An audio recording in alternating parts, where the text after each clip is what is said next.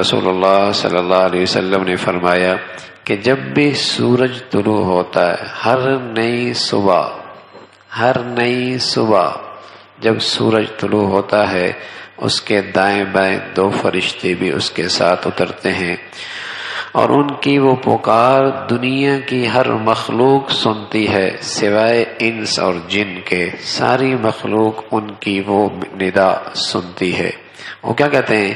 یا ایھا الناس ہلموا الی ربکم، لوگو چلو اپنے رب کی طرف، فانما قل وکفى خیر مما کثر والھا، وہ تھوڑا جو کافی ہو جائے وہ اس بہت سے بہت بہتر ہے جو ہو تو بہت لیکن اللہ سے دور کر دے، اللہ سے دور کر دے۔ یہ فرشتے روزانہ سورج نکلتے ہی دنیا میں یہ اعلان کرتے ہیں، لوگو اللہ کی طرف چلو، وہ تھوڑا بہت بہتر ہے اس زیادہ سے جو زیادہ تمہیں اللہ سے دور کر دے، اللہ سے غافل کر دے۔ وَلَا غَرَبَتْ شَمْسٌ، فرمایا پھر سورج غروب نہیں ہوتا مگر اس کے ساتھ 2 فرشتے ہوتے ہیں، وہ کیا کہتے ہیں؟ ینادیان، کہتے ہیں اللہم عجل لمنفق خلفا، اے اللہ جلدی کر جو تیری راہ میں خرچ کرنے والا ہے تو اسے اس کا بدلہ بھی جلدی لوٹا دے۔ وہ دعا کرتے ہیں اے اللہ تیرے راستے میں جو خرچ کرنے والا ہے تو اس کا بدلہ بھی جلدی لوٹا دے۔ وعجل لممسک تلفا، اور جہاں جہاں خرچ کرنا ضروری ہے یہ وہاں بھی خرچ نہیں کر رہا، اے اللہ تو اس کا مال برباد کر دے۔ دونوں فرشتے روزانہ سورج غروب ہوتے وقت یہ دعا بھی کرتے ہیں، اے اللہ جو تیرے راہ میں خرچ کرنے والا اسے اس کا بدلہ جلدی دے دے، اور جو نہیں خرچ کرتا روک روک کے رکھ رہا ہے فرمایا اس کا مال ہلاک کر دے۔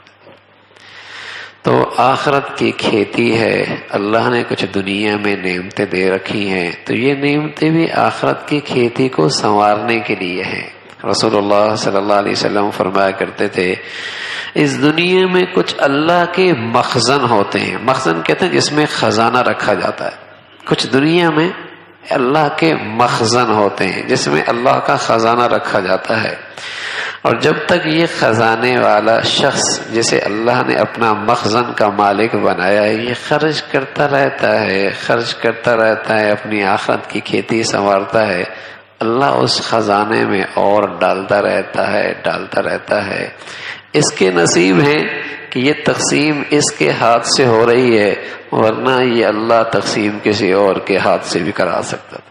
یہ تو اس کے نصیب ہے، اس کی قسمت اچھی ہے، اللہ کی رحمت متوجہ ہو گئی، ورنہ یہ تقسیم کسی اور کے ہاتھ سے بھی ہو سکتی تھی۔ خزانہ تو اللہ کا ہے، اسے تقسیم کی توفیق مل گئی ہے۔ تو وہ خوش نصیب آدمی ہے جسے اللہ دنیا میں اپنی نعمتوں سے نوازے اور پھر ان نعمتوں سے اپنی آخرت کو سنوارتا ہوا نظر آئے۔ اللہ ہم سب کو آخرت کی سچی فکر نصیب فرمائے۔